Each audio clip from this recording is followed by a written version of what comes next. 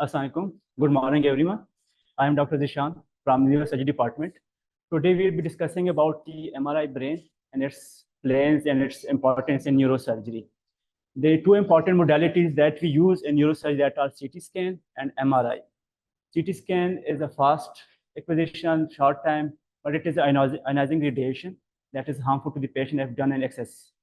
MR, on the contrast, is a safe, but it takes longer time than CT scan. It's not readily available in many centers, especially in countries like Pakistan. So what the main thing of MRI brain is that gives us the soft tissue component of the brain that is relevant to us. So different, what are the planes? These are the three planes that we usually require an MRI. That is the axial plane, looking from patient from the foot end, coronal, looking patient from the front, and sagittal, looking patient from the side views. These are the different sequences that are commonly done in neurosurgery: T1 weighted image, T2 weighted image, T1 with contrast, FLAIR, DWI, ADC, MRS, GRE, saturation weighted, FESTA, STIRS, SIGN, DTI, functional, tractography, MRA, MRV. We will shortly discuss every one bit by bit. T1 weighted image, the white matter is white and gray matter is gray, but the CSF is black in it. What things are dark on T1? CSF is dark on T1, tumor, infection, acute hemorrhage, they will be shown dark on the T1 weighted image. But the fat, subarachnoid hemorrhage, subacute, and calcifications, these are bright on T1.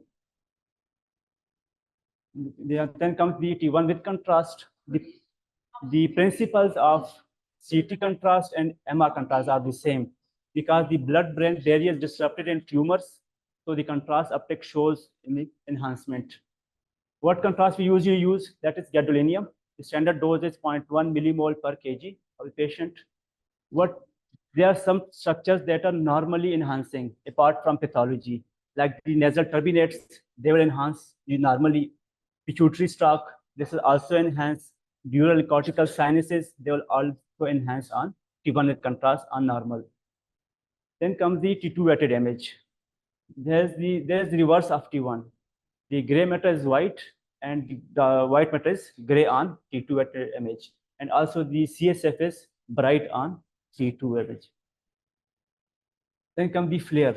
FLAIR image is same like T2 weighted image, but we suppress the CSF signal. So to differentiate between the edema and the CSF, that is used for this.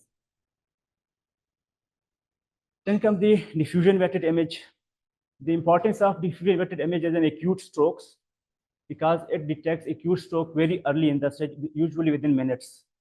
Because an acute stroke, there is cytotoxic edema, pre-accumulation of water within the cells. That will show bright on the DWI images. In contrast to that, there's ADC image, apparent diffusion coefficient. It will show low signal on acute stroke. Then there's an MRS. MRS, magnetic resonance spectroscopy, that is metabolic uptake of the neuronal tissue. It is a non-invasive method. It analyzes the chemical components of the brain. There are 3-4 peaks that comes that the N-acetyl acetic acid that is normal. It will be present every MRS. If there's a choline peaks, it signifies that it might be a tumors. Creatinine electrate will be high in infarction or abscess. Lipid will be high in tumor, and glutamate in hepatic encephalopathy. Then comes the GRE sequence. GRE sequence is usually used to detect the microbleeds and calcifications within the brain. But calcifications and microbleeds, they both appear same on GRE. So we use saturation weighted image to differentiate the microbleeds and calcifications. Then comes the FESTA sequence, fast imaging implying steady state acquisition. FESTA sequence is usually used to observe the cranial nerves at the brainstem, and because if we are suspecting a patient has trigeminal neuralgia or glossopharyngeal neuralgia, so we do a FESTA sequence that show us the root entry zone of the cranial nerves right at the brainstem. Then come.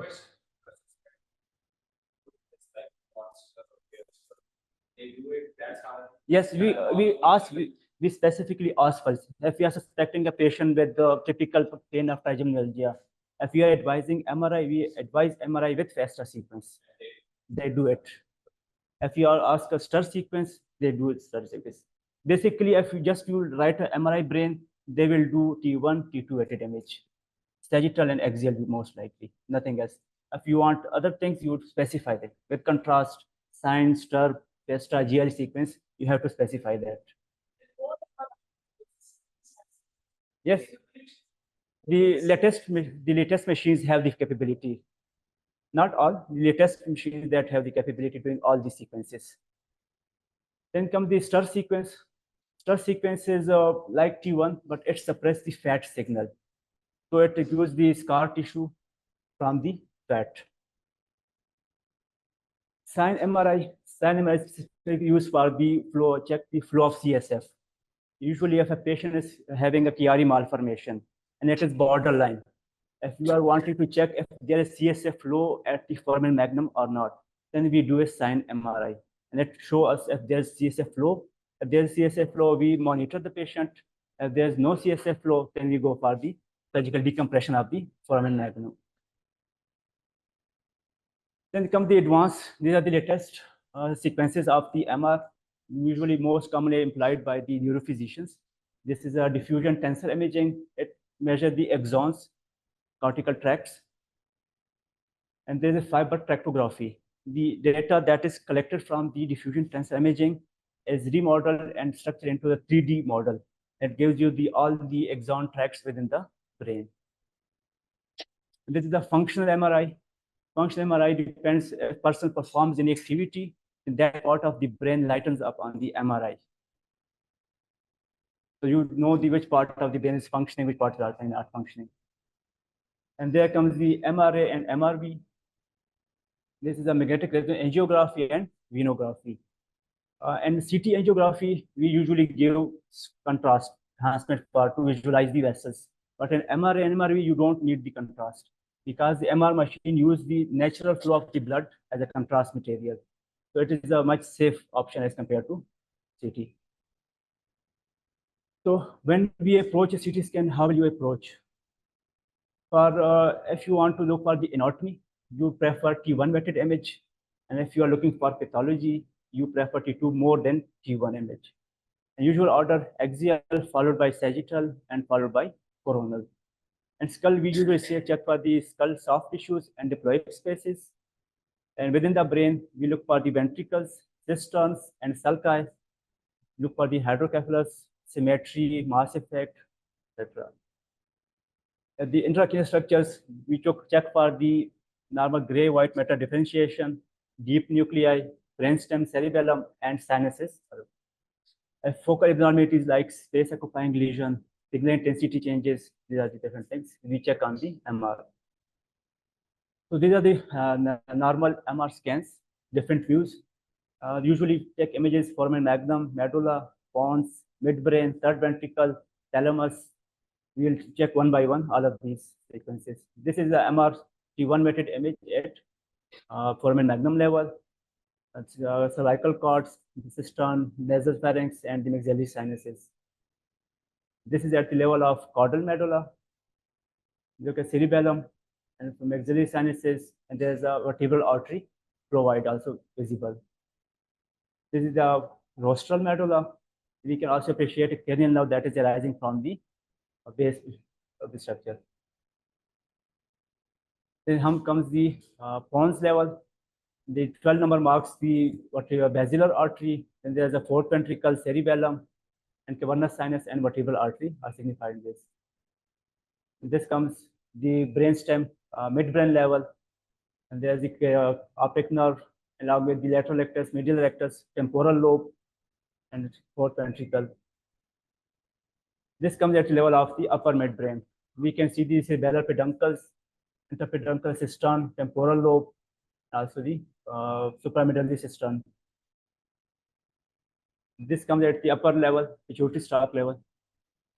So we can see the complete midbrain along with the pituitary optic chiasm. And this is the at the level of the third ventricle. You can appreciate the third ventricle right here. This third ventricle is supramedullary system. This is at the level of the thalamus. It's caudate lobe, internal capsule, anterior limb, posterior limb, and all the structures. This is at the level of ventricles. And there comes at the body of the corpus callosum. So these are coronal sections. What we look at the brain at the coronal views. This is a general brief things.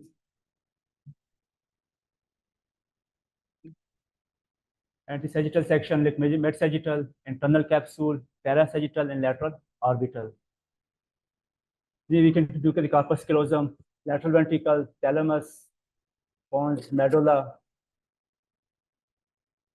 This can head of caudate nucleus, internal capsule, cerebral peduncle, cerebellar amygdala. These are visible on at the internal capsule level.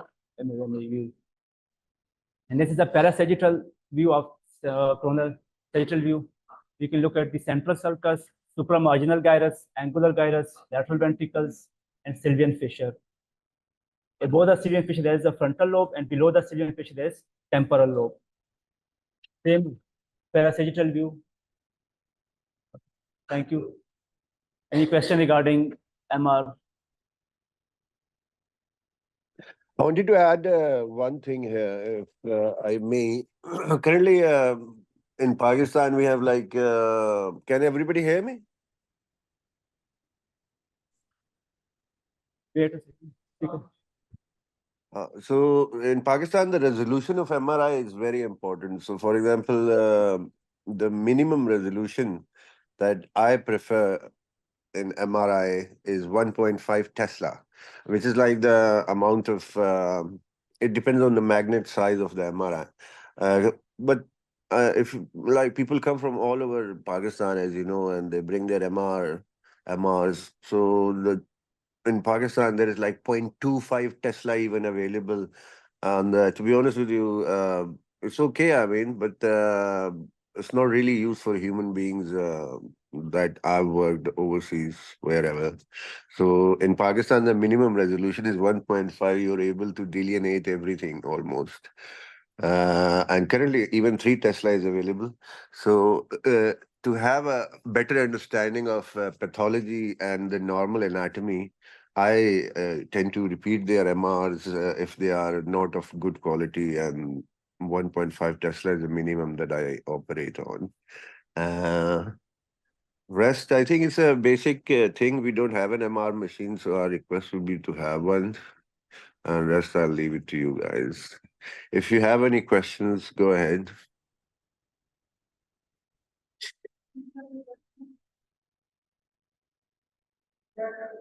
What basically Dr. Akbar was saying is there are different power of MR, 0.3 Tesla, 1 Tesla, 1.5 Tesla, 3 Tesla.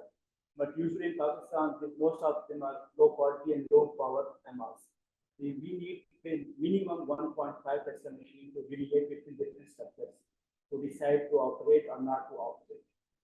Because if you do a 0.3 Tesla MR, you cannot differentiate between facet giant and brain, anything is juggled up. So you need minimum 1.5 Tesla. But still, 0.3 Tesla machines are like open MR, in patient operating wrong level surgery, different things happen because of the low quality of MR. So, but we currently don't have an MR machine in our setup. So hopefully, inshallah, in near future, we will have an MR 3 Tesla, hopefully. Okay, thank you.